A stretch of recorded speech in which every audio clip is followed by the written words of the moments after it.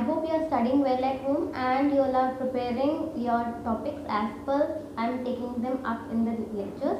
Please make it possible that you all are reading it regularly and writing the programs that I am sending for assignments. I hope you have got the message for submitting the synopsis also, as it is a very important part and will be forming the SCP marks in your exam, because the synopsis is a very important part, because that will be the thing that will be telling that which topic is been assigned to you and is it finalized or not. So kindly do it. So today I am going to continue my lecture on NumPy, and as we have done the creation of 1D and 2D NumPy, I am going to talk about working with NumPy. Now when I am working with a NumPy, I need to understand the internal build up first. So for example, this is my NumPy array, this is a 1D NumPy array, and these are the cells of the NumPy array. So as we all know that when I am having a NumPy array, like list and the strings, we give them indexes like 0, 1, 2, 3, 4 and 5. If I start with negative indexing, if I am talking about negative indexing, we start from back. As its name suggests, it's backward indexing. -1, -2, -3, -4, -5, -6.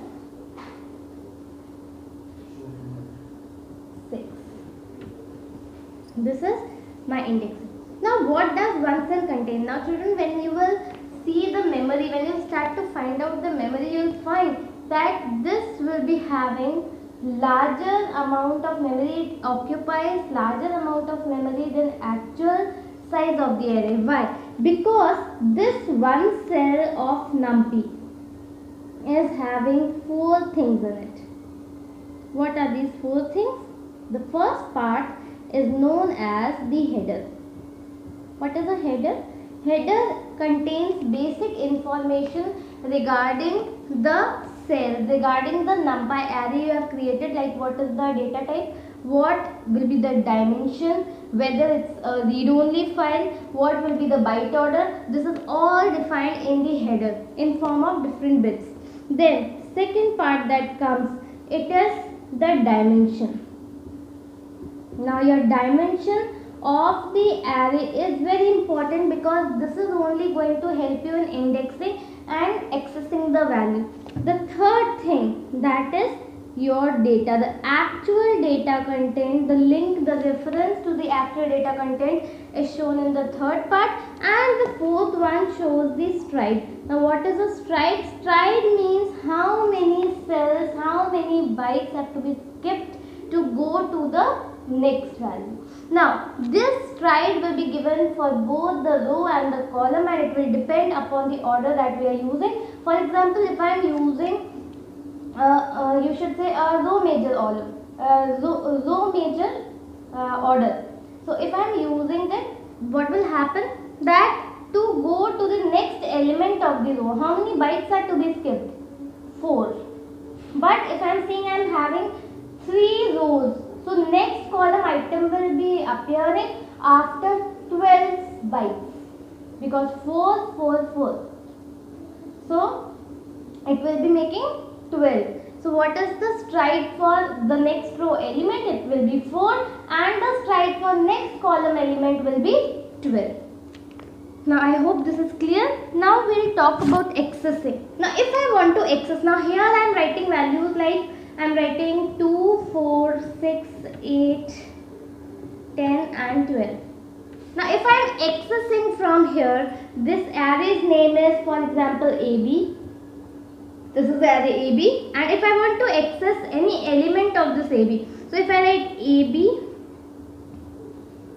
1, what will I get? AB 1 is equal to 4, AB minus 3, it will be 8. I hope you are understanding. We are just writing the index number either in forward indexing or in backward indexing. This can be easily done in one-dimensional arrays. But now when I am talking about two-dimensional arrays, now this is something where you need to put some attention and you need to focus, because all the operations working on NumPy arrays will be getting through this only. As we have seen for 1D, we are going to do it for 2D now. Just see. Let me have an array. I am having a 4 cross 6 array. That means my array name is ARY and it is a 4 cross 6 array. 4 cross 6 means 4 rows and 6 columns. So 1, 2, 3, 4, 5 and 6. So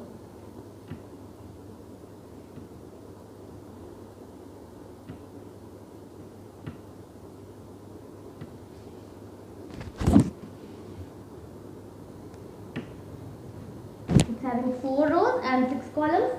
See, for forward indexing I am putting 0, 1, 2, 3, and for the columns also I am having 0, 1, 2, 3, 4 and 5.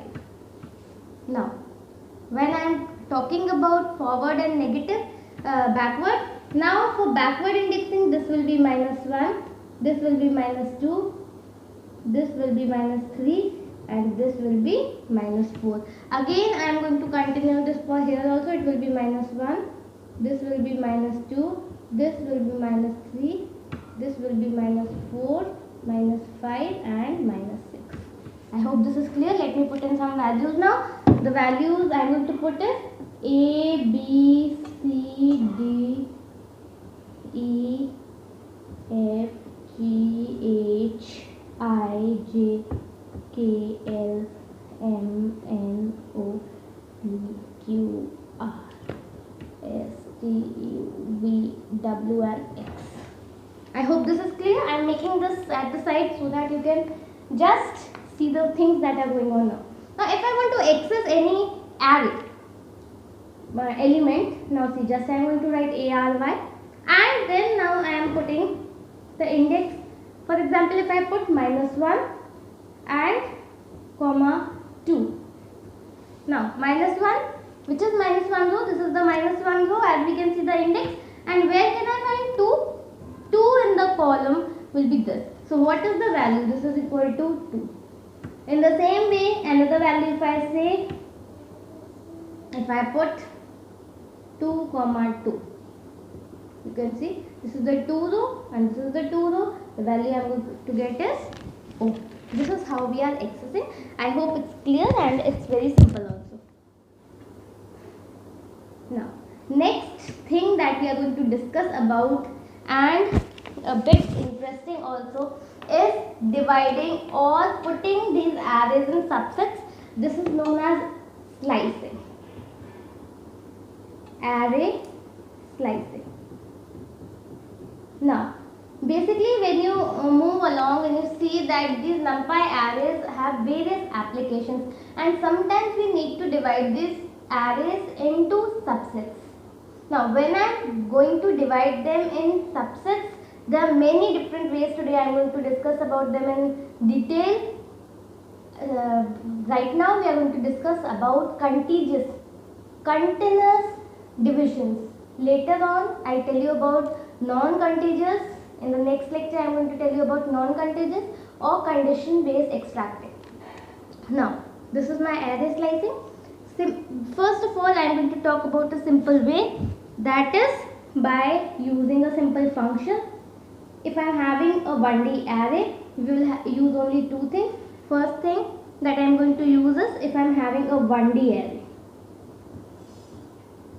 For 1D array, what I am going to do is, I will write the array name,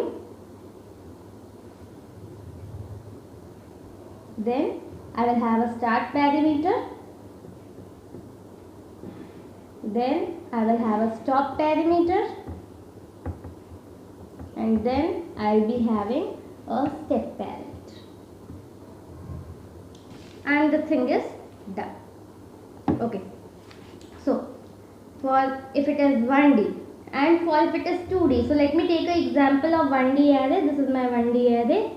Let's have it something like this, and I am having 1, 2, 3, 4. ठीक है. So I am having 0, 1, 2, 3, 4 and the values are A, B, C, D, E. And if I write this array name as AR, and if I write AR 1 colon 4, the value will be, it will start with 1, that is B. The subset will be starting with B and going till n minus 1, that is the third index. So my value will be B, C and D. I hope I have made myself clear. That means the value will be running starting with the first value and ending with n minus 1. Now let's talk about the 2D thing. Now if I am splitting it in 2D, so if I am having it in 2D, the process is just same. For 2D, the process is just same. We are going to add one more thing for the next, you could say dimension. So I will write array name and then I will be having start colon stop colon step comma again start comma stop comma step. This is how I am going to define. Now let's see an example. Like my example is, if I am writing my array name is ARY, this is my array name, and if I am having ARY colon 3 comma colon 3. Okay. Now, what does this mean? Colon 3 comma 3 colon. It means if nothing is present, it means from starting, because first argument was start. Start is not present and the step part is always optional. If I want to give, I will give. If I don't want to give, I will not give. So starting is missing. That means we have to start with the first index and end with 3 on the, this is what, row part. So this row part, I am starting with the first, this is this part, this row, first row, second row, and for 3 I will go till n minus 1, that means here. So my 3 rows that are selected are row number 0, 1 and 2. Now let's come to the column. It's saying it's starting from 3 and ending at end, last one. Nothing is given.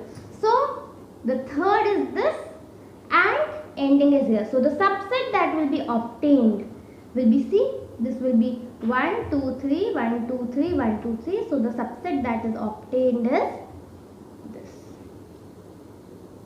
The values are D, E, F, J, K, L and P, Q, R. Is it clear? Same way this can be done with negative indexing also.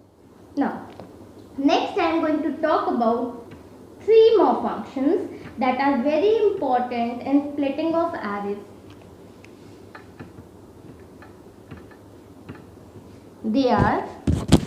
These functions are, let me write once again, 0, 1, 2, and this is A and this is G. So, the functions that I am going to use now, they are xsplit, second is vsplit, and the third one is split. These are the 3 functions I am going to use for splitting an array in contiguous way. Contiguous means continuous way. So xsplit divides this particular array or any array in such a way that it will make it divide make the divisions on the horizontal axis. So I hope you easily understand that this will be the horizontal axis. This is horizontal and this is the vertical axis.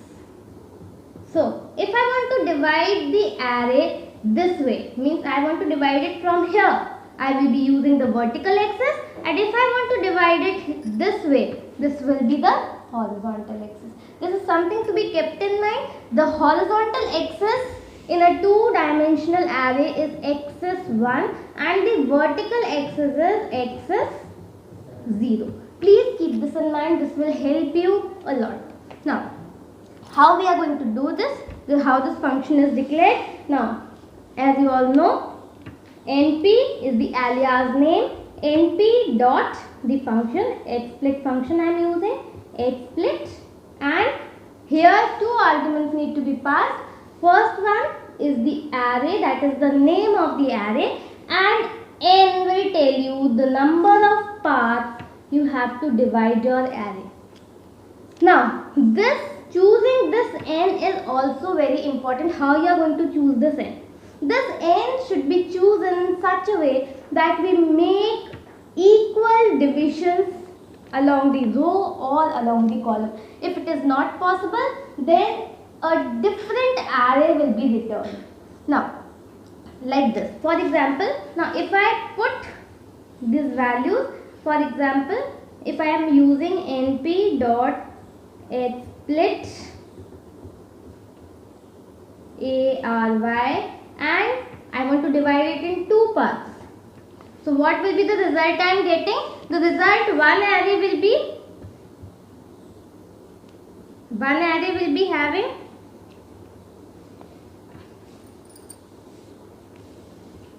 A, B, C, G, H, I, M, N, O and S, T, U. The second array will be having the second part, that is D, E, F, J, K, L, P, Q, R and V, W and X. Okay, so are you able to understand V split? In the same way, we are going to perform operations using the V split.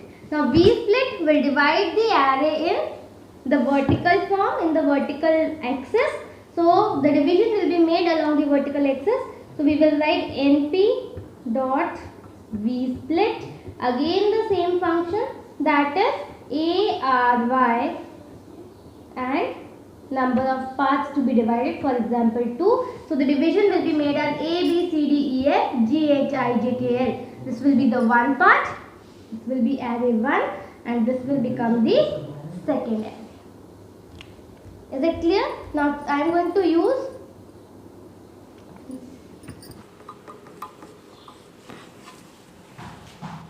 okay. So now we are going to talk about the function, that is split function.